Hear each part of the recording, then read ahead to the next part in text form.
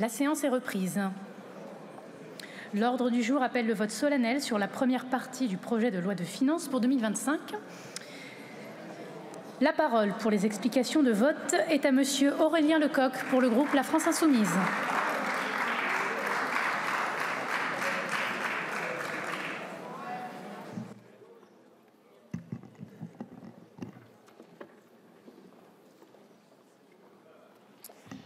Madame la Présidente, Monsieur le Ministre, chers collègues, en ce jour singulier, les élus du peuple ont l'occasion de réparer le vol électoral commis par la Macronie et ses complices du Rassemblement national il y a de cela 2 mois. Oui, si l'ordre démocratique des choses avait été respecté, jamais le budget de guerre sociale que nous avons découvert il y a un peu plus d'1 mois n'aurait dû nous être présenté. Jamais, Monsieur le Ministre, vous n'auriez dû être assis aujourd'hui au banc en face de moi. Vous avez volé les élections. Pourquoi? Par soif du pouvoir? Par mégalomanie présidentielle? Non. Pour empêcher le nouveau Front populaire, arrivé en tête des élections, de rétablir dans ce pays la justice sociale et fiscale. C'est-à-dire pour protéger la petite poignée d'ultra-riches que vous avez gavés cette année durant et leur permettre de continuer à exploiter la grande masse des Français qui continuent à se battre pour leur survie dans la pauvreté.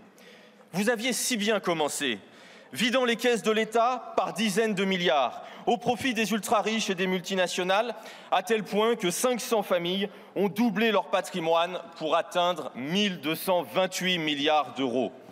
Et vous vous apprêtiez à saigner par ce budget les classes populaires, dans ce qui pourrait être la plus grande boucherie sociale de notre siècle. Alors qu'aux prémices de l'hiver 2024, les Français ont froid et faim, vous vouliez une fois de plus leur faire cracher du sang. Pour compenser les cadeaux aux plus riches, 60 milliards d'efforts budgétaires, en augmentant les taxes sur l'électricité, alors qu'un Français sur 2 n'arrive pas à payer ses factures, en faisant les poches aux retraités, alors que 2 millions d'entre eux sont pauvres, en faisant payer les gens qui ont besoin de se faire soigner, alors que les étudiants renoncent déjà aux soins. Mais l'examen de ce budget a permis le retour fracassant de la vérité. La Macronie est morte. La Macronie est morte. Vous avez perdu. Et ce ne sont pas les travées vides de vos groupes parlementaires, abandonnant leurs ministres illégitimes au milieu de la bataille qui aurait pu la faire revivre. Un septennat de Macron, c'est bien assez, c'est terminé. Comme vous avez perdu les élections, vous avez perdu la bataille budgétaire. Oui, le nouveau Front populaire a fait l'éclatante démonstration qu'un autre budget est possible. Oui, les retraités peuvent avoir de quoi se chauffer. Oui, les étudiants peuvent avoir de quoi manger. Oui, les Français peuvent avoir de quoi se soigner. Oui, nous pouvons mettre de l'argent dans nos hôpitaux, nos écoles, nos universités. Mais pour cela, il est temps de partager. L'Assemblée nationale a voté. Voté, Monsieur le Ministre, pas volé, voté. L'Assemblée nationale a voté, amendement après amendement, 75 milliards de recettes nouvelles proposées par le nouveau Front populaire et la France insoumise, pour un excédent positif de 58 milliards d'euros. Et même avec vos chiffres minorés, c'est une immense victoire. Vous vouliez rétablir le déficit sous les 3%, vous n'avez plus qu'à adopter le budget du NFP. Vous nous accusez de faire payer les Français, vous mentez. Nous redistribuons l'argent qu'une petite poignée d'exploiteurs se sont accaparés sur le dos de celles et ceux qui l'ont produit. 13 milliards en taxant le patrimoine de ceux qui possèdent plus d'1 milliard. 15 milliards sur les super-profits, 26 milliards sur les grandes entreprises qui tentent de fuir l'impôt hors de France. 6 milliards sur les dividendes et les actionnaires profiteurs de crise. 1 milliard sur les rachats d'actions, 3 milliards sur les transactions financières, etc., etc. Ce budget est le budget du nouveau Front populaire. Il est le budget que le peuple français a choisi le 7 juillet dernier. Une fois de plus, c'est le Rassemblement national qui s'apprête à faire ce qu'il sait faire de mieux. Sauver Emmanuel Macron et les plus riches, comme vous l'aviez fait en refusant de voter la censure, comme vous l'aviez fait en vous opposant à la destitution. Une fois de plus, assumez ce que vous êtes, les larbins de la Macronie et des ultra-riches. Honte à vous.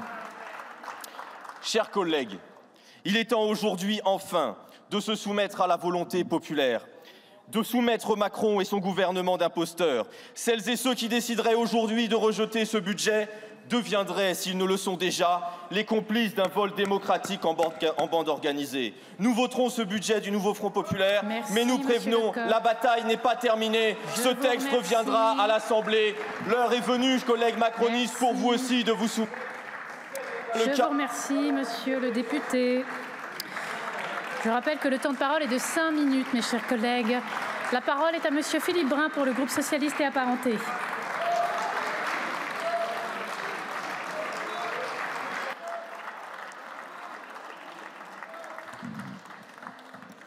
Madame la Présidente, Monsieur le Ministre, Monsieur le Président de la Commission, mes chers collègues, en prenant ici devant vous la parole au nom des socialistes, j'ai en mémoire la phrase de ce grand député socialiste Jean Jaurès. C'est en allant vers la mer que le fleuve reste fidèle à sa rivière. Dans les circonstances terribles que connaît aujourd'hui notre pays, après l'effondrement politique que nous avons vécu le 7 juillet dernier, les socialistes ont eu à cœur, durant cette discussion, de faire preuve d'un esprit de responsabilité et de faire valoir jusqu'au bout les droits du Parlement, la discussion et les compromis afin de donner à la France un budget. Oui, mes chers collègues, la France a besoin d'un budget. Et quel serait finalement le message que nous enverrions au monde si la France, après l'humiliation que nous avons vécue sur les 50 milliards de trous budgétaires que nous connaissons, venait à ne pas avoir de budget au 31 décembre prochain? Fort de ces convictions, nous avons œuvré et discuté dans l'ensemble des instances qui nous sont permises, commission comme hémicycle. Et dans ces instances, il ne s'est trouvé aucune autre majorité que celle qui dit avec force sur l'ensemble des bancs de cet hémicycle, une autre majorité qui nous dise autre chose qu'il faut, oui, répartir mieux l'effort en faveur de ceux qui n'ont que leur travail pour vivre. Et c'est ainsi que les socialistes ont contribué de manière décisive à détaxer ceux qui n'ont que leur travail pour vivre, détaxer les classes populaires et les classes moyennes et mieux répartir l'effort envers ceux qui sont les plus riches, envers les grandes entreprises, envers le monde financier, les marchés de l'énergie, envers ceux qui finalement ont les moyens de contribuer à ce redressement des finances publiques. J'ai la fierté, mes chers collègues, de voir que 82 amendements socialistes ont été adoptés. Nous sommes le groupe qui a fait le plus adopter d'amendements sur ce projet de loi de finances. Quelle est la philosophie de ce que nous avons adopté? D'abord redonner du pouvoir d'achat aux Français. Et c'est ce que nous avons fait en notamment défiscalisant la pension alimentaire pour les familles monoparentales et le parent qui la reçoit, en créant avec Guillaume Garot et Dominique Potier un congé pour les exploitants agricoles afin que ces derniers puissent bénéficier d'un répit, en travaillant également, grâce à Iñaki Eschanitz, à la détaxation des indemnités que perçoivent les agriculteurs après avoir dû faire l'abattage de leur élevage pour des raisons sanitaires. Tant d'autres mesures que nous avons mises en place avec Christine Pires-Beaune, le crédit d'impôt pour les résidents en EHPAD afin que tout le monde puisse se payer les frais d'EHPAD qui augmentent d'année en année. Le travail également sur le logement mené par Peyo Dufaux et Iñaki Eschanitz qui permettra à davantage de Français de pouvoir bénéficier du prêt à taux zéro pour pouvoir se loger. Car oui, nous croyons à l'accession à la propriété et face aux difficultés de logement que nous connaissons aujourd'hui, il faut relancer la construction. Et face donc à ces baisses de recettes que nous avons créées pour protéger les Français face à l'inflation et aux difficultés économiques, nous avons dans le même temps trouvé des recettes nouvelles. Aucune des recettes que nous proposons ne touche ceux qui travaillent, mais elle touche une infime minorité de contribuables qui peuvent se le permettre. Nous avons ainsi encadré pour la première fois en France la niche tonnage dont bénéficie CMA-CGM. Comment expliquer en effet qu'un grand groupe comme CMA-CGM ne paie que 2% d'impôt sur les sociétés quand une boulangerie en paye 25%. Nous avons aussi travaillé, grâce à Christine Pires-Beaune, à l'adoption de mesures ambitieuses pour lutter contre la fraude. Des mesures qui étaient dans tous les rapports durant des années et qui n'avaient jamais été mises en place et qui ne coûteront pas un point de croissance au pays, qui n'enlèveront pas un point de compétitivité à la France. Avec Boris Vallaud, nous avons également fait adopter un amendement visant à taxer les superdividendes, les rachats d'actions. Et avec Olivier Faure également œuvré pour davantage de justice fiscale en augmentant le taux de la taxe sur les transactions financières. Mes chers collègues, évidemment, ce budget est insatisfaisant par beaucoup d'aspects. Le gouvernement a décidé d'organiser la discussion budgétaire de sorte qu'il y ait à chaque vote une pièce envoyée en l'air qui tombe côté pile ou côté face, selon les présences des uns et des autres, et surtout les absences du socle commun, auquel il manque deux choses. Il manque, en tant que socle commun, il aurait fallu qu'il y ait un socle et qu'il fût commun. En tout cas, nous voilà face à un budget qui ne comprend pas la contribution à l'Union européenne. Nous le regrettons. Et nous avons demandé des secondes délibérations qui ont malheureusement été refusées par ce bloc dit central et qui nous auraient permis de voter un budget comprenant cette contribution essentielle à l'Union européenne. Nous voulons redire ici à quel point cela est important pour nous. Les socialistes ont le goût de la vérité. Le goût de la vérité n'empêche pas de prendre parti. Nous voterons donc pour ce budget. Merci, Monsieur Brun. Merci. La parole est à Madame Véronique Louwagie pour le groupe de la droite républicaine.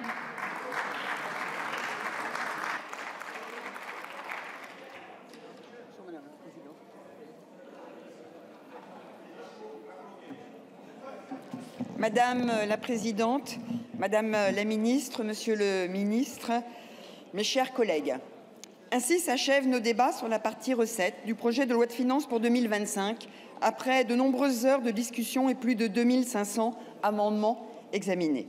Monsieur le Ministre, je veux d'abord saluer la manière et le ton qui ont été les vôtres durant cet examen. Le cadre budgétaire qui nous a été présenté était extrêmement contraint, en ce qu'il devait remplir l'objectif impérieux de redressement de nos comptes publics sans obérer la compétitivité de nos entreprises et le niveau de vie des Français. Je souhaite tout d'abord saluer le changement de paradigme opéré par le Premier ministre avec ce texte ambitieux, dans une démarche volontariste de redresser notre trajectoire budgétaire, avec notamment la majorité des économies réalisées sur les dépenses de l'État. Un effort additionnel de 5 milliards d'euros de réduction des dépenses a également été introduit par amendement du gouvernement, s'inscrivant dans la ligne défendue par la droite républicaine depuis le début de nos débats. Ceci dans l'objectif et l'optique de contenir le déficit public à 5% du PIB en 2025. Le gouvernement de Michel Barnier s'emploie aujourd'hui à redonner du crédit sur les capacités de la France à soutenir sa dette durablement et à restaurer la confiance vis-à-vis de nos partenaires européens. Nous le soutenons et nous l'accompagnons et l'accompagnerons dans cette direction. Je nous mets tout de même en garde de ne pas se laisser aller à la facilité, qui consisterait à préférer de façon systématique une augmentation des impôts plutôt qu'une diminution significative de la dépense publique. L'État doit plus que jamais donner l'exemple et nous l'invitons à prendre des mesures rapides pour rationaliser son fonctionnement, ce à quoi nous resterons vigilants. Certes, la situation inédite de ce déficit abyssal en 2024 peut nécessiter de recourir dans l'urgence à de nouvelles recettes, mais cela doit s'engager de manière extrêmement précautionneuse et temporaire, au risque de porter un coup préjudiciable à l'activité économique. C'est la raison pour laquelle nous dénonçons avec la plus grande vigueur à la fois l'irresponsabilité budgétaire et le matraquage fiscal auquel se sont prêtés main dans la main le nouveau Front populaire et le Rassemblement national. Nous avons assisté, mes chers collègues, à un déluge de taxes et à des montagnes de nouvelles dépenses. Après 9 jours d'examen, le moins que l'on puisse dire est que l'addition est salée. Plus de 35 milliards d'euros d'impôts supplémentaires selon les estimations du gouvernement et près de 60 milliards d'après les calculs du président de la Commission des finances. Comme si la pression fiscale n'était pas déjà assez forte dans notre pays, qui détient le record mondial des prélèvements obligatoires. Le Rassemblement national et le nouveau Front populaire ont fait adopter ensemble, tout au long des débats, un alourdissement sans précédent de la fiscalité sur les ménages et les entreprises. C'est ainsi que vous avez rendu permanente la contribution sur les hauts revenus, remis en cause le pacte Dutreil pour nos entreprises familiales, instauré des taxes sur les dividendes ou encore acté le principe d'un impôt universel. Et lorsque votre courage politique faisait défaut, eh bien, c'est grâce à l'abstention de l'un ou de l'autre camp qu'ont été votés une taxe sur les soi-disant superprofits ou encore une augmentation de 10 points de l'impôt minimal sur les entreprises multinationales. Je voulais d'ailleurs souligner 2 points particuliers. D'un côté, l'irresponsabilité du nouveau Front populaire, car pendant qu'en séance, vous créiez de nouveaux impôts, en même temps, en commission des finances, vous œuvriez, engageant des nouvelles dépenses pour quasiment 60 milliards d'euros. Quelquefois d'ailleurs des dépenses démesurées au regard des enjeux.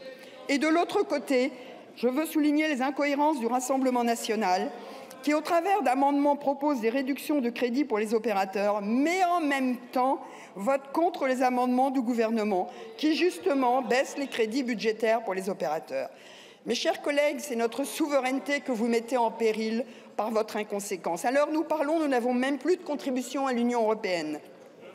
Comment prétendre œuvrer au redressement de la France et à sa compétitivité en proposant une telle offre politique? Ce n'est pas en opérant un repli sur elle-même que la France renouera avec la prospérité. L'actualité politique outre-Atlantique nous invite bien au contraire à davantage de discernement. Ainsi, la version du texte issue de nos débats est totalement dénaturée et ne correspond en rien à la proposition initiale souhaitée par Michel Barnier et portée par le gouvernement. Il ressort donc de tout ce qui précède que les députés de la droite républicaine voteront contre et en responsabilité la première partie du projet de loi de finances pour 2025. Je vous remercie. Merci Madame Louwagie. La parole est à Madame Eva Sas pour le groupe écologiste et social.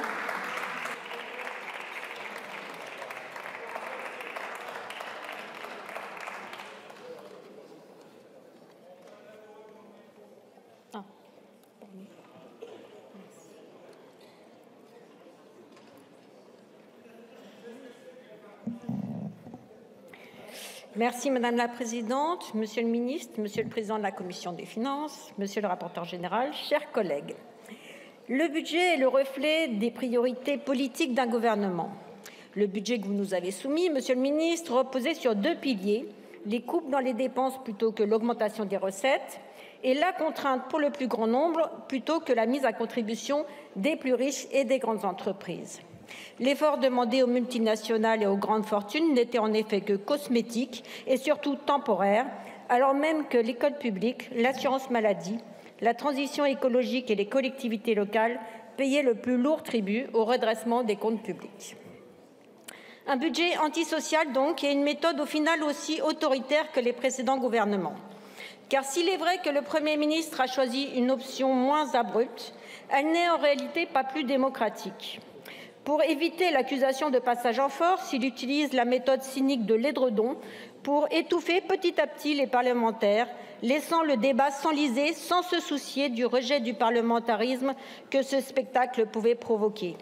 Et n'offrant au final aucune ouverture, aucun compromis, aucune co-construction avec la majorité de cette Assemblée, pourtant bien plus représentative que ce gouvernement minoritaire qui n'a ni socle ni légitimité. Nous aurons néanmoins su démontrer, au travers de ces débats et des nombreuses mesures du nouveau Front populaire adoptées dans ce budget, qu'une alternative à votre politique antisociale est possible, Monsieur le Ministre. Oui, nous pouvons mettre à contribution les plus riches et les grandes entreprises à hauteur de leurs capacités et réduire le déficit sans nous attaquer aux plus précaires. Oui, nous pouvons élargir la taxe sur les transactions financières, rétablir l'exit tax, encadrer la niche fiscale de la taxe au tonnage, pérenniser la contribution sur les hauts revenus et ainsi financer notre modèle social et le rétablissement de nos services publics. Vous permettrez néanmoins au groupe écologiste et social d'exprimer 2 inquiétudes majeures.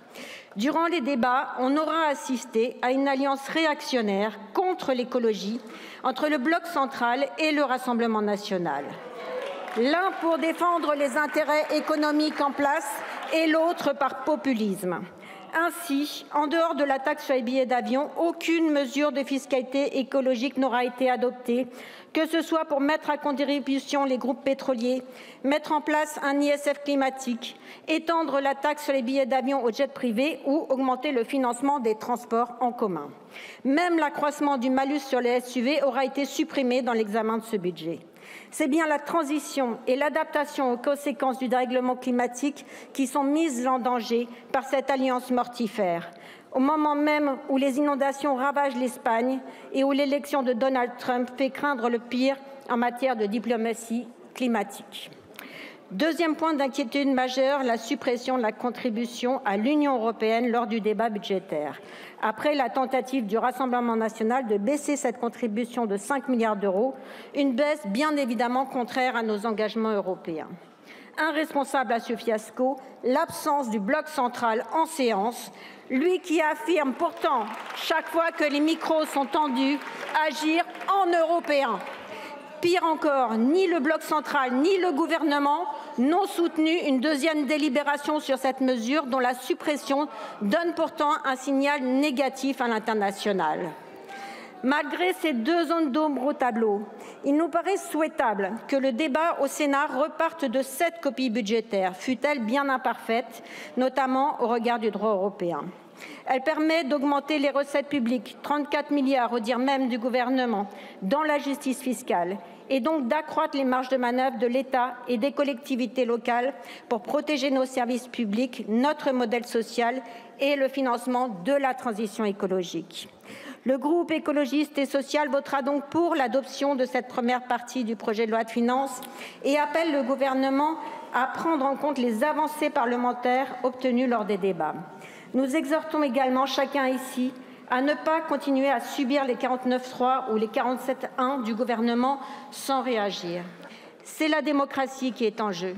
Il est temps de tourner la page d'une période politique que beaucoup de nos concitoyens perçoivent comme confuse et qui alimente l'antiparlementarisme et la défiance vis-à-vis des responsables politiques. Nous semblons vivre ici les soubresauts d'une 5e République moribonde. Pour sortir de l'impasse et éviter la tentation autoritaire, c'est le moment d'opter clairement, comme toutes les autres démocraties européennes, pour un régime parlementaire et la culture de coalition qui l'accompagne.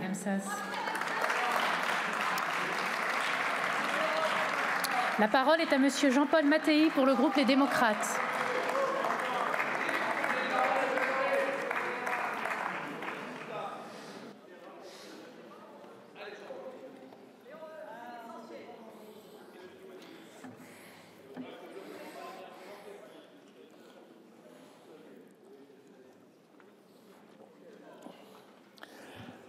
Madame la Présidente, Monsieur le Ministre, Monsieur le Président de la Commission des Finances, Monsieur le rapporteur général du budget, après 3 semaines de discussion budgétaire, voici venu le moment du vote sur cette première partie du projet de loi de finances pour 2025.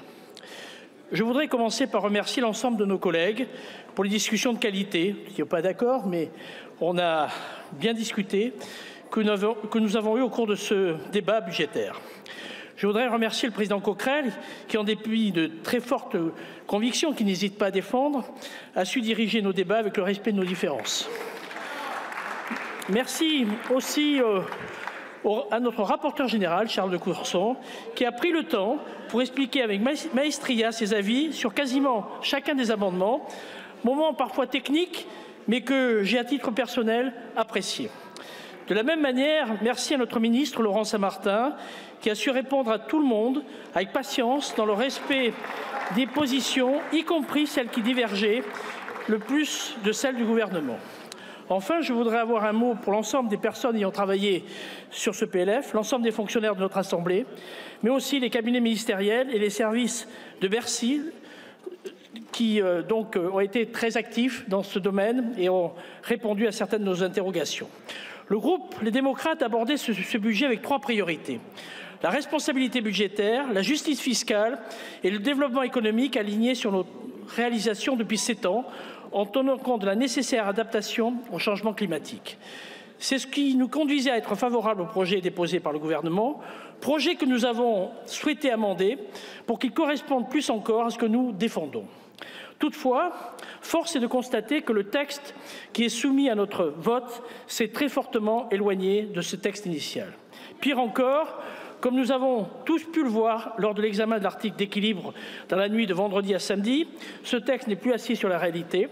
Il se résume à une série d'amendements de la hausse et de baisse d'impôts sans vision d'ensemble. Je voudrais d'ailleurs ici souligner que la baisse du déficit de 2,9% du PIB, dont certains ici se gargarisent, n'est que faciale. Près de la moitié de la baisse du déficit s'explique par le rejet du prélèvement sur recettes au profit de l'Union européenne, après l'adoption d'un amendement du Rassemblement national qu'il baissait fortement, nous plaçant dans une situation de Frexit de fait, je l'ai dit tout à l'heure. Nous, députés, les démocrates, qui avons depuis le départ placé au cœur de notre engagement politique la construction européenne, nous ne pouvons pas l'accepter. Plus de la moitié de la baisse restante est soit euro-incompatible, soit anticonstitutionnelle, soit inopérante du fait des rédactions adoptées, comme l'impôt Zuckman, par exemple. D'ailleurs, je voudrais ici interroger tous mes collègues du NFP. Si vous aviez remporté ces élections, auriez-vous déposé et adopté de tels amendements? C'est peu probable. Nous voterons donc contre cette première partie. Si ce texte, en l'état, devait être repoussé comme nous le souhaitons, ça ne serait pas pour autant la fin de son chemin législatif. Nous le transmettrons dans sa version initiale plus équilibrée au Sénat avant que nous nous ressaisissions dans quelques semaines pour aboutir, je l'espère, à un meilleur texte. Nous continuerons au groupe Les Démocrates, avec nos partenaires au Sénat, à défendre nos positions, comme nous avons su le faire ici à l'Assemblée. Ce sera le cas en matière de justice fiscale, en défendant la pérennisation de la contribution différentielle sur le haut revenu, tant que la situation budgétaire exigera cet effort de solidarité.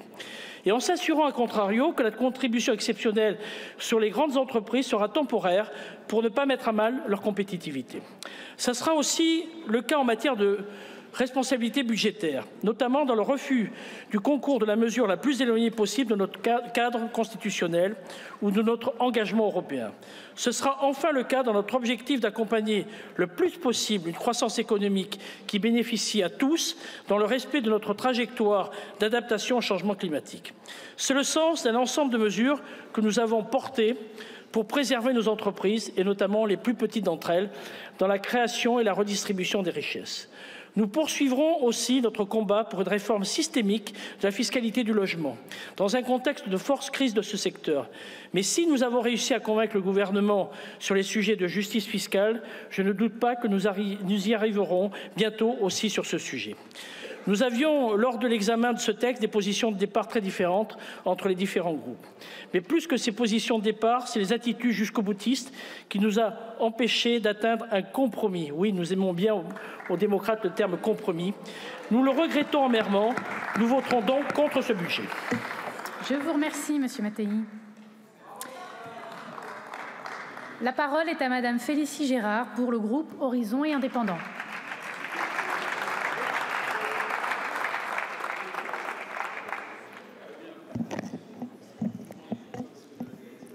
Merci Madame la Présidente, Madame, Monsieur les ministres, Monsieur le Président de la Commission, mes chers collègues. Nous voilà réunis pour nous prononcer sur la partie recettes du projet de loi de finances pour 2025. Depuis maintenant près d'un mois, nous avons eu l'occasion de débattre de ce texte, d'étudier dans le détail les milliers d'amendements déposés en séance publique. L'heure du bilan de cet examen est donc venue. Sans surprise, comme lors de l'examen en commission, le texte initial et équilibré du gouvernement a été fortement dénaturé en séance. Dans ce texte final, plus de 35 milliards d'euros de taxes et impôts supplémentaires ont été adoptés. Ce budget est devenu irréaliste et irresponsable. Ce projet de loi de finances, tel qu'amendé en séance publique, s'éloigne dangereusement des principes de responsabilité et de cohérence budgétaire. Des principes que nous prônons au quotidien au groupe Horizon et Indépendants et que nous nous sommes évertués à respecter lors de nos débats.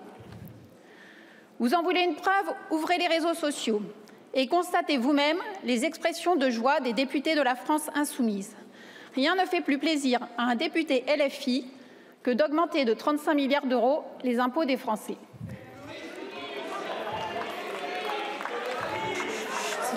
Taxation des multinationales, des grandes entreprises, des entreprises pétrolières et gazières, des concessionnaires autoroutiers, des sociétés de transport maritime, des dividendes, du numérique. C'est à se demander quel secteur d'activité échappe encore à cet enfer fiscal.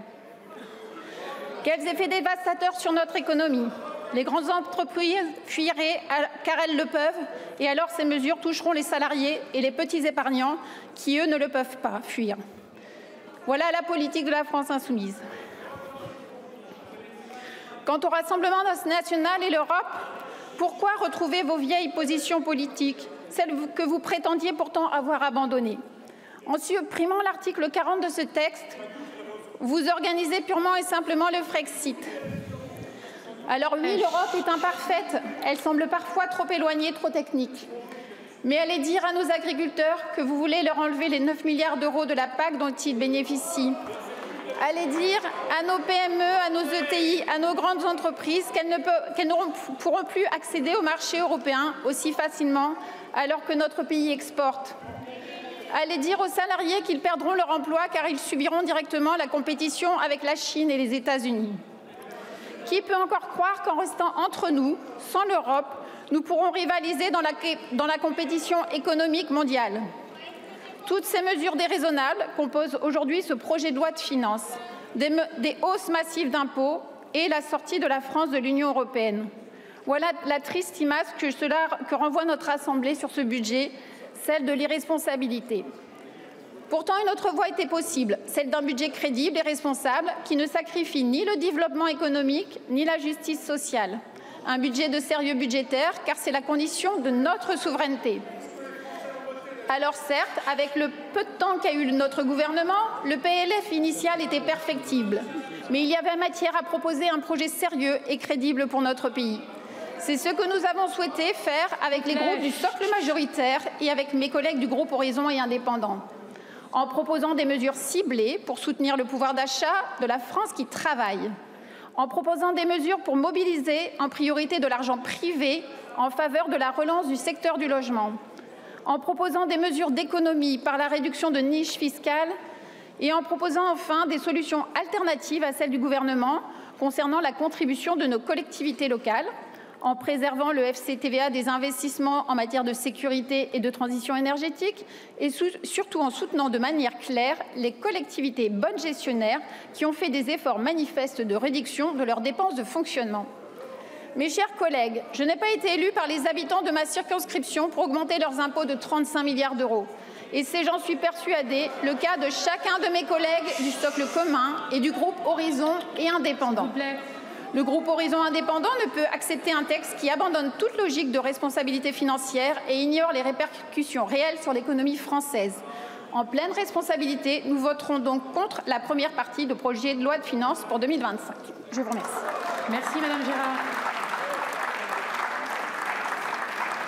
La parole est à Monsieur Charles de Courson pour le groupe Liberté, Indépendants, Outre-mer et Territoires.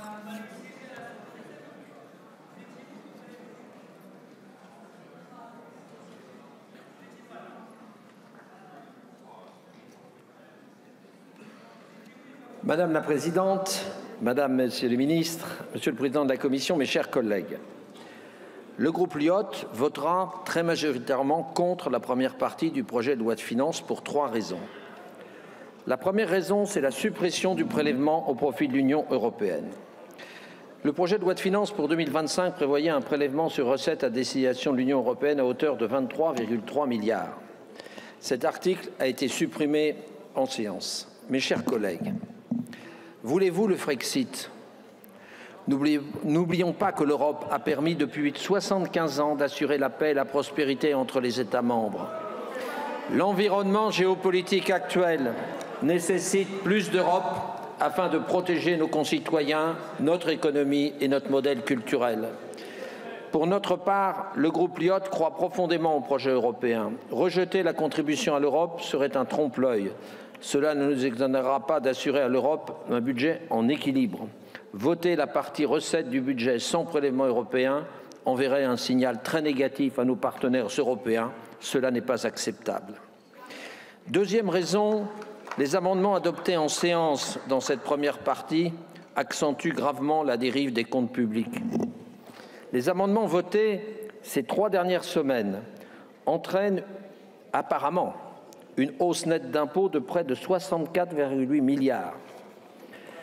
Nombre d'amendements adoptés à hauteur de 50 milliards ne respectent ni notre droit constitutionnel, ni le droit européen, voire sont inapplicables.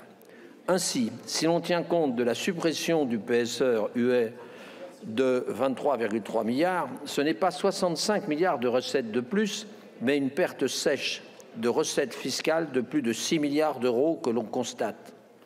Enfin, à ce chiffre s'ajoute le coût des amendements adoptés en commission des finances sur la partie dépenses et dont le montant représente environ 57 milliards. À l'heure actuelle, notre discussion conduit donc à dégrader les comptes publics de 63 milliards et nous éloigne de plus en plus du respect de nos engagements budgétaires. Donc voter la partie recettes du budget dans ces conditions, en tant que rapporteur général, je ne peux m'y résoudre.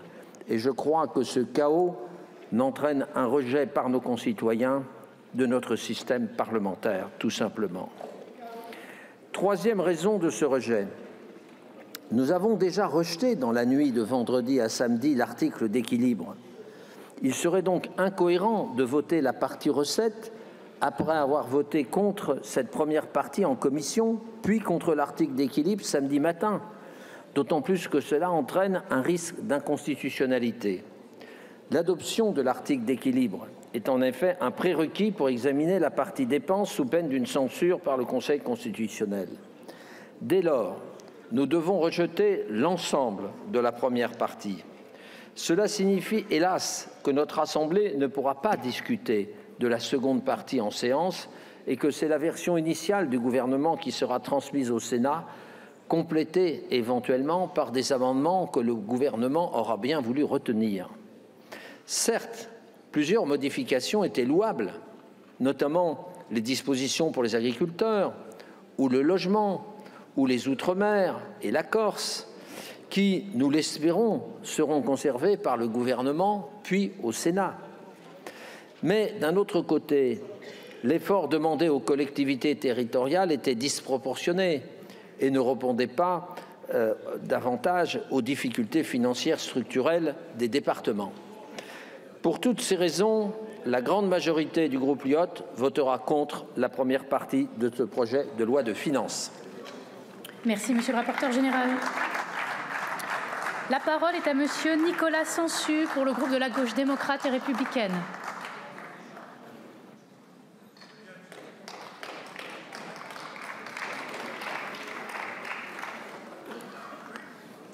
Madame la Présidente, Madame et Messieurs les ministres, Monsieur le Président de la Commission des finances, Monsieur le rapporteur général, mes chers collègues, les 9 juin et 7 juillet derniers, les Français ont affiché clairement leur défiance à l'égard de choix politiques en cours depuis 2017. Ils l'ont fait car il n'est plus tenable qu'une extrême minorité voit son patrimoine gonfler tant et plus, pendant que trop de nos concitoyens peinent à remplir le frigo, à payer leur chauffage et à penser l'avenir sereinement. Dans ce cadre, notre seule boussole, c'est de préserver et développer nos choix communs, ce qui fait que la France peut faire vivre sa devise républicaine de liberté, d'égalité et de fraternité par notre sécurité sociale, par des services publics nationaux et locaux confortés, par des investissements publics qui répondent à l'urgence sociale et climatique, comme le porte le nouveau Front populaire. Le budget aurait dû être la première étape de ce véritable changement de cap, exigé par les Français, parce que notre pays est riche, immensément riche, et que l'on se permet de promettre du sang et des larmes pour presque tous, afin qu'une petite caste continue de faire bombance. Quelle réponse apporter aux 2380 licenciés d'Auchan, alors que M. Muliez a vu sa fortune bondir de 40% en 2 ans et qu'il s'adonne aux joies de l'exil fiscal? Quelle réponse donner aux millions d'habitants de notre pays, sans médecin traitant, contraints de rester des heures aux urgences de nos hôpitaux? Quelle réponse apporter à l'exigence de transition écologique, alors que le dérèglement climatique provoque guerre, migration, catastrophes naturelles et humaines? Force est de constater que le nouveau gouvernement, constitué au mépris des résultats électoraux, est resté campé dans ses certitudes, tel le gardien du temple néolibéral, rôle qu'il ne peut désormais occuper qu'avec l'assentiment de l'extrême droite qui assure la présidence de son conseil de surveillance. Monsieur le ministre, revenir sur les réformes sur la fiscalité du capital est pourtant aujourd'hui une nécessité dans une société où le simple fait d'être bien né détermine de plus en plus la suite de sa vie. Le budget que vous nous avez présenté était aux antipodes de tout cela. Derrière les annonces de petites participations des plus riches, tous les Français paieront la taxe sur l'électricité. Tous les fonctionnaires verront leur pouvoir d'achat diminuer. La majorité des retraités seront ponctionnés. Vous êtes en fait de dangereux incorrigibles.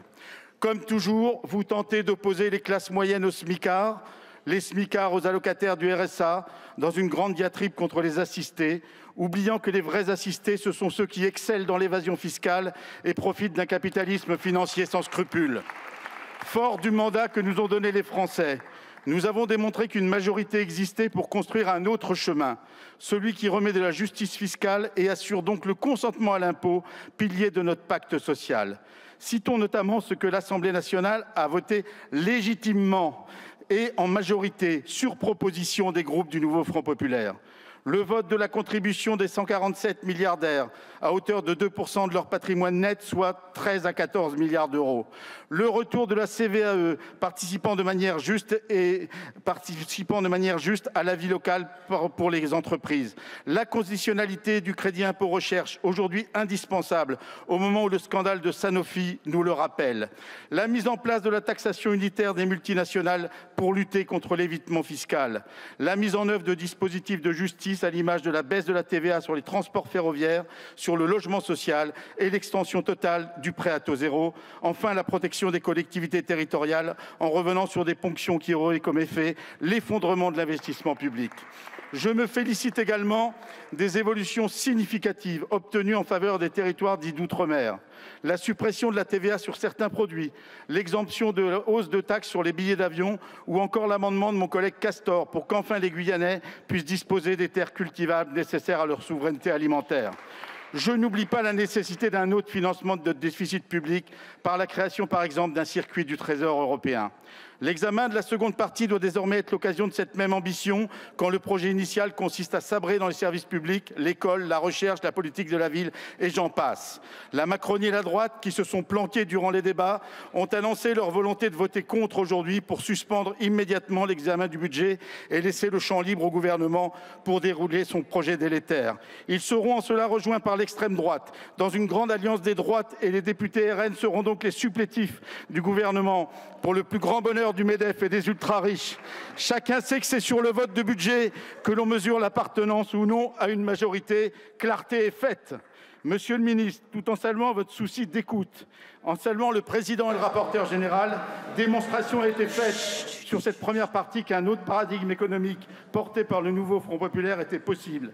En pleine responsabilité, notre groupe votera donc pour cette première partie de budget largement amendée et en phase avec les aspirations populaires.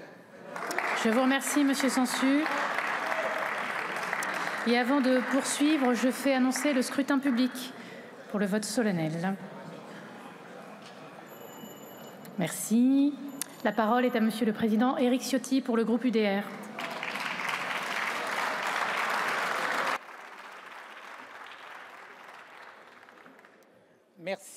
Merci Madame la Présidente, Madame la Ministre, Monsieur le Ministre, Monsieur le Président de la Commission des Finances, mes chers collègues. Sans suspense, notre groupe résolument votera contre ce budget. Ce budget, à l'aube de sa présentation par le Premier ministre, était socialiste.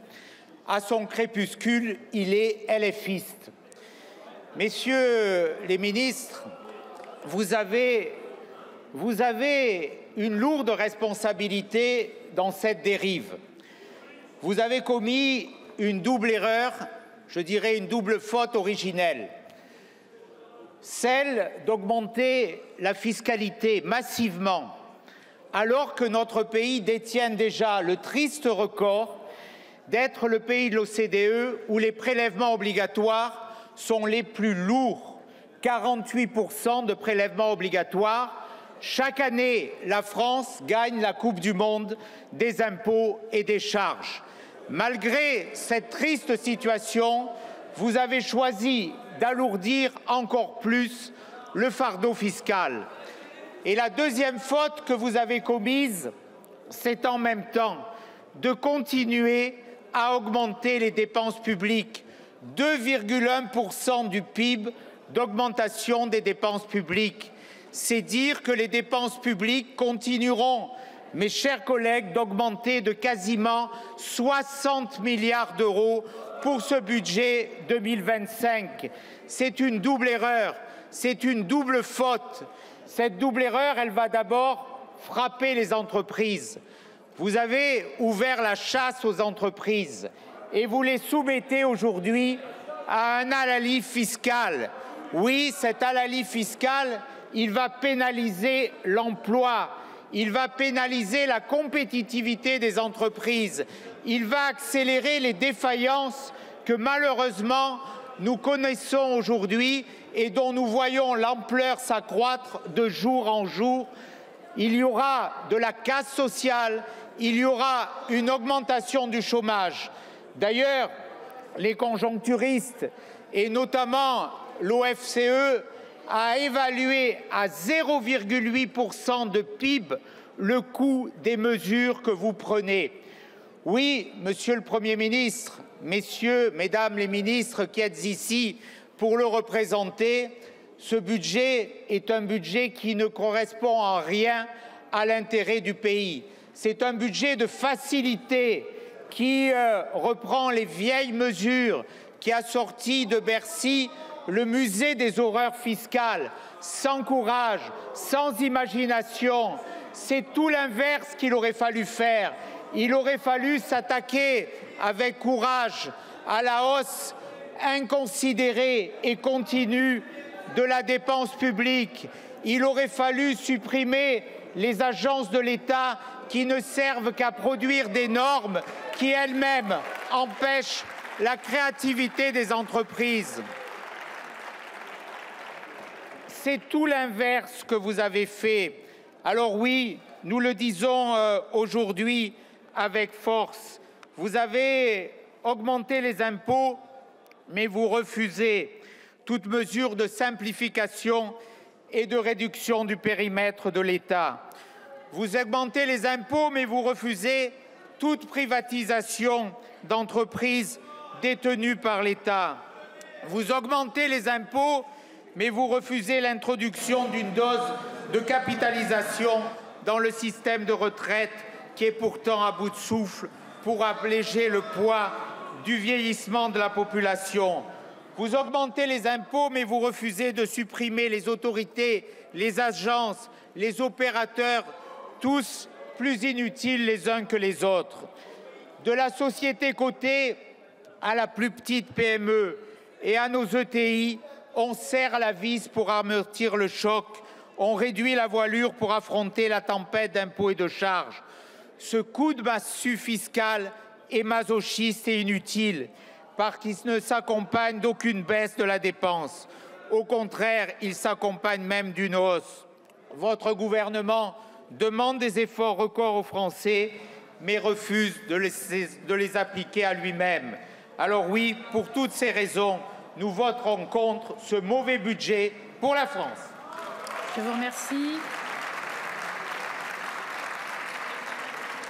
La parole est à Monsieur Mathias Renaud pour le groupe Rassemblement national.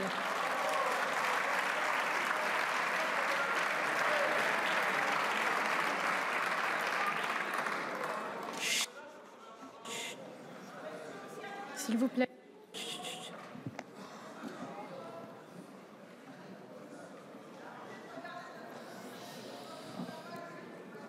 Madame la Présidente, Messieurs les ministres, chers collègues, au commencement était la gestion catastrophique des finances publiques par Emmanuel Macron. Une gestion qui a ruiné le pays par une politique de chèques, une politique de quoi qu'il en coûte, une politique de gabegie et une politique de complaisance totale avec la bureaucratie française. Face à ce mur de la dette, qu'a fait Emmanuel Macron? Il a d'abord cherché à cacher la situation réelle des finances publiques à l'approche des élections européennes. Nous aurons l'occasion d'y revenir lors de la commission d'enquête dédiée à cette question.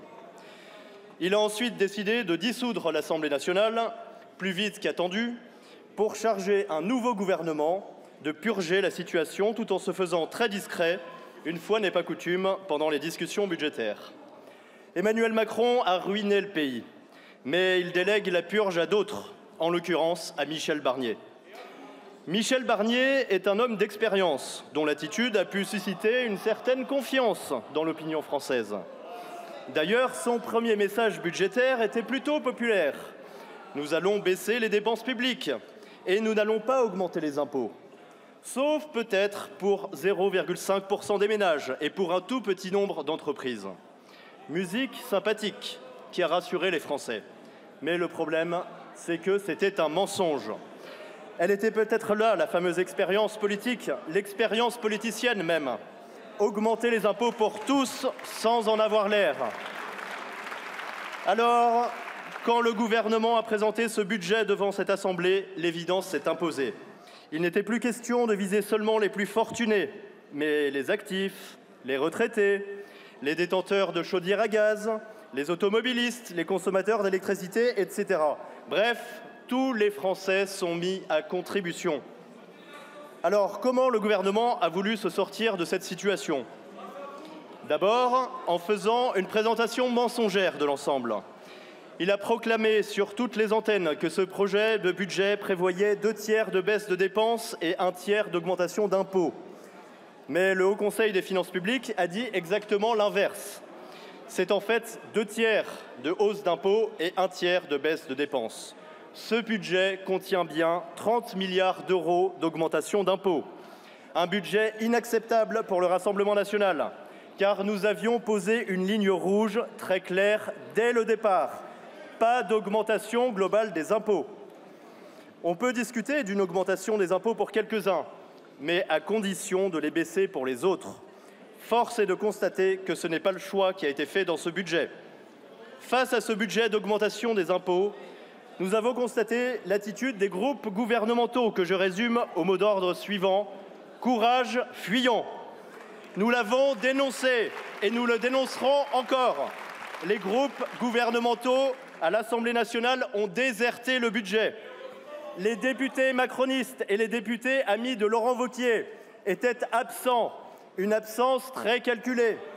La raison première est simple. Ils n'ont pas voulu assumer les augmentations d'impôts devant leurs électeurs. Qu'il est facile de déserter l'Assemblée, de ne pas avoir son nom associé aux augmentations d'impôts et de dire à ses électeurs que l'on est en désaccord avec le gouvernement, que pourtant l'on soutient officiellement. Facile et lâche. Il y avait aussi un deuxième objectif dans cette absence: saboter le budget. À cet effet, ils ont pu compter sur son allié du parti unique, le NFP. Il a sciemment laissé la gauche augmenter les taxes jusqu'à l'absurde, jusqu'à l'étouffement fiscal. Facile de dire ensuite: vous voyez, nos augmentations d'impôts, ce n'est pas grand-chose, ça aurait pu être pire. Quant au bloc de gauche, eh bien, vous avez été là où l'on vous attendait. Vous avez proposé des augmentations d'impôts, des dizaines de milliards d'augmentations d'impôts, des impôts jusqu'à l'absurde, avec son lot de taxes zinzin, taxes sur les bouteilles en plastique, taxes sur les ascenseurs, taxes sur le carburant des pêcheurs, taxes sur l'eau touristique, taxes sur les assurances vie, taxes sur la consommation d'eau potable en entreprise.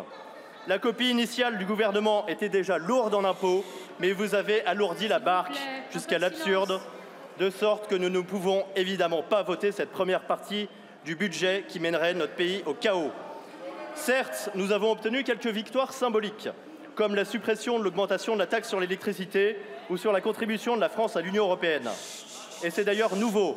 Par notre présence massive, constante dans l'hémicycle, nous arrivons à remporter des victoires politiques au sein de l'Assemblée sur nos propositions. Merci. Alors non, le Rassemblement national ne peut cautionner ni le budget initial du gouvernement, ni le budget absurde du NFP. Merci.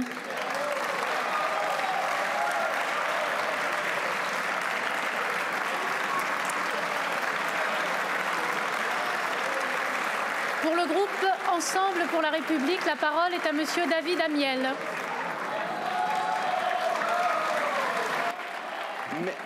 Merci. Merci Madame la Présidente, Madame la Ministre, Monsieur le Ministre, Monsieur le Président de la Commission des Finances, Monsieur le Rapporteur Général du Budget, chers collègues. Avec ce vote sur la première partie, nous arrivons au terme d'un immense gâchis parlementaire. 80% des hausses d'impôts qui ont été votées dans cet hémicycle nécessiteraient de sortir de l'Union européenne, de violer des traités internationaux ou de mettre à bas notre ordre constitutionnel et juridique. Ces chiffres ont été établis par le rapporteur général du budget qui ne fait pas partie de notre majorité. En l'état, la France n'appartiendrait plus à l'Europe, ne disposerait plus des moyens d'éviter des coupures de courant électrique, après 2026. C'est vous dire le degré d'absurde que l'on a atteint. Ne régulerait plus les prix de l'électricité, exposant les Français à la spéculation des marchés. Il faut se rendre compte, chers collègues, de ce que veut dire un tel texte pour notre Assemblée.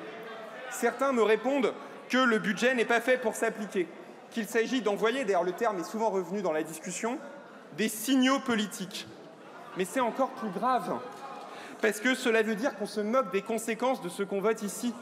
Ceux qui disent qu'ils veulent envoyer des signaux admettent qu'ils votent un budget pour rire, sans se soucier des conséquences concrètes pour les Français. Quand on se comporte ici, le seul signal politique qu'on envoie, c'est celui du cynisme et de l'irresponsabilité. Le résultat, mes chers collègues, ce n'est pas un projet économique alternatif qu'on a devant nous. C'est un barbouillis budgétaire qui n'a ni queue ni tête, qui n'a aucune cohérence interne, qui à 80% ne pourrait pas s'appliquer et qui est donc indigne du respect que l'on doit aux Français et à notre Assemblée. C'est pénible. Nous en sommes arrivés là parce qu'à plusieurs reprises, l'extrême droite et l'extrême gauche se sont donné la main pour voter des explosions fiscales dans tous les sens. En acceptant de mettre à terre notre économie, le pouvoir d'achat des Français et des travailleurs, la compétitivité de nos industries. Et il est ironique de voir ceux qui se réclament de la souveraineté sur les plateaux de télévision conspirer avec la France insoumise pour mettre à bas notre souveraineté économique dans cet hémicycle. Nous en sommes arrivés là aussi parce que l'extrême droite et l'extrême gauche se sont donné la main pour s'opposer à l'Europe. Quand le Rassemblement national a proposé de réduire la contribution française au budget de l'Union européenne, il a bénéficié de la complicité de la France insoumise par son abstention. Nous en sommes arrivés là enfin parce que l'esprit de compromis a déserté cet hémicycle. Contribution différentielle sur les hauts revenus, prélèvement sur les rentes du secteur maritime, taxe sur les rachats d'actions. Ce texte comportait beaucoup d'ouvertures en matière de justice fiscale. On aurait pu avoir des compromis supplémentaires. Et nous avons voté des amendements qui venaient notamment des bancs socialistes, je pense à notre collègue Pires Beaune, pour mieux lutter contre la fraude fiscale. Mais à chaque main tendue, on nous a répondu par de la surenchère avec un alignement systématique de la gauche républicaine sur le programme économique de la France insoumise. Ce gâchis parlementaire affaiblit notre pays à l'heure de la bataille économique mondiale. En Chine, les surcapacités industrielles s'apprêtent à se déverser sur notre continent. Aux États-Unis, Donald Trump prépare une nouvelle guerre commerciale. Partout en Europe, nos voisins se préparent. Au Royaume-Uni, les travaillistes britanniques viennent d'ailleurs de lancer un plan d'investissement massif pour soutenir leur économie. La France, elle, après des années de redressement de sa compétitivité, court le risque d'un désarmement industriel unilatéral. Vous connaissez l'opposition de notre groupe à l'augmentation des taxes sur l'électricité qui mettra par terre nos industries, nos entreprises et qui ruinera le pouvoir d'achat des travailleurs. Vous connaissez l'opposition de notre groupe aux hausses de charges, puisque la baisse du coût du travail depuis des années faisait l'objet d'un consensus transpartisan. Il avait été porté par la gauche, je vois le président François Hollande ici, il avait été porté par la droite, il avait été porté par le centre, et cette politique donnait des résultats. Alors nous aurions porté dans cette deuxième partie des amendements pour nos filières industrielles, pour les investissements dans la transition écologique, pour l'éducation et pour l'innovation. Contrairement aux autres années, nous ne pourrons pas les défendre. Mais chacun connaît l'engagement du groupe Ensemble pour la République pour défendre les réformes indispensables et s'opposer à la démocratie, à la démagogie budgétaire et fiscale. En refusant aujourd'hui le sérieux budgétaire, en refusant de compter ce que l'on vote, ce sont les plans sociaux que l'on devra compter en janvier et c'est la raison pour laquelle nous voterons contre cette première partie. Mes chers collègues, il n'y a plus d'explication de vote. Chacun est à sa place. Je vais donc mettre aux voix par scrutin public la première partie du projet de loi de finances pour 2025. Le scrutin est ouvert.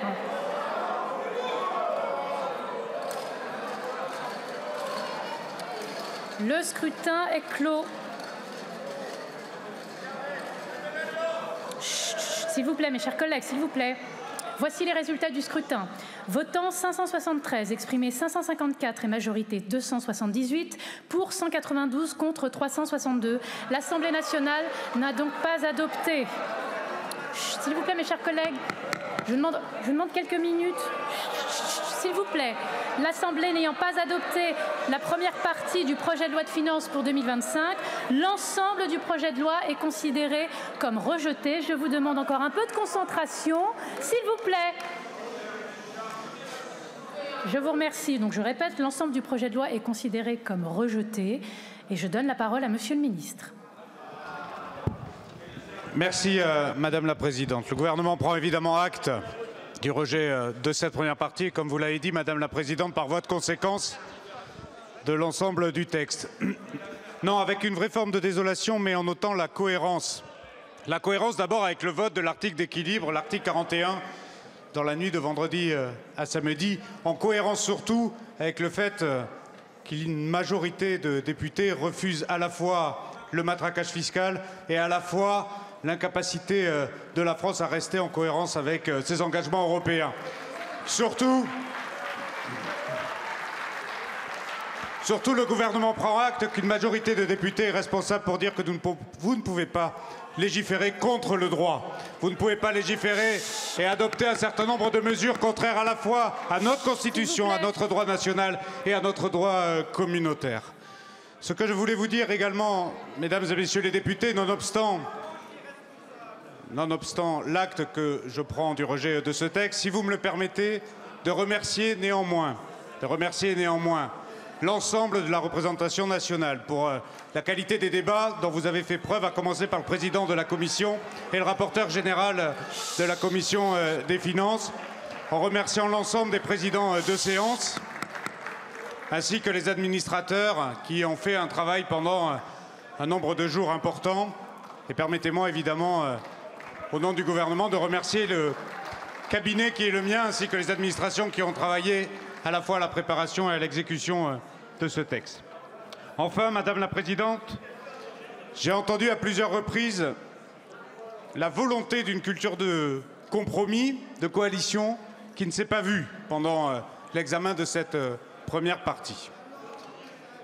Et je voudrais dire que je le regrette au premier chef et que l'examen du texte au Sénat se verra alimenté par un certain nombre d'amendements du gouvernement qui seront issus d'adoption d'amendements ici à l'Assemblée nationale. Et qu'il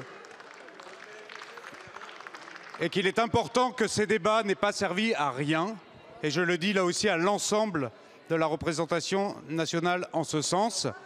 Ces amendements, en fonction de la volonté du Sénat, se retrouveront évidemment en discussion lors de la commission mixte paritaire.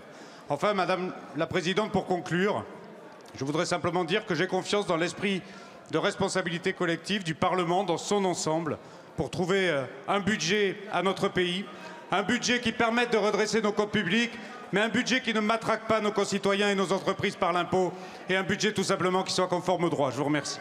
Merci, Monsieur le Ministre. Prochaine séance demain à 14h, questions au gouvernement. La séance est levée.